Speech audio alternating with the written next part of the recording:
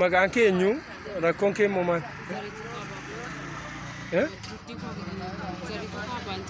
Eeyyee. Dugdi koo keessaa lafeetu ba'ee jira. Isaaf immoo riifarii jimmaa jedhamee gaafa naqu ilaalanii kaa'anii hundayyuu ilaalanii kaa'anii birrii 60,000 yoo fidde malee pilaastik sarjariidha malee inni kun hin fayyu akkanatti hin ta'u taanaan gara kaansariitti si qayyaramuu danda'a jedha. Eeyyee. Achi isa wanti gochuudhaaf immoo nama hin qabu. Kanaafuu akkana gargaartan. Okay.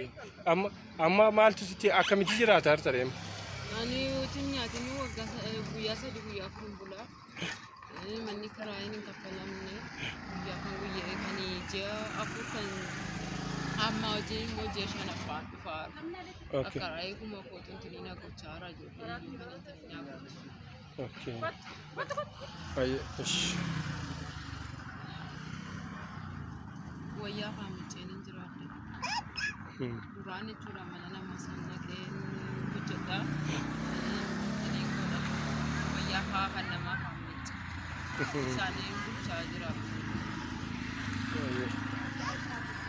Rakkoon kee jechuudha lafee pilaastik sarjarii.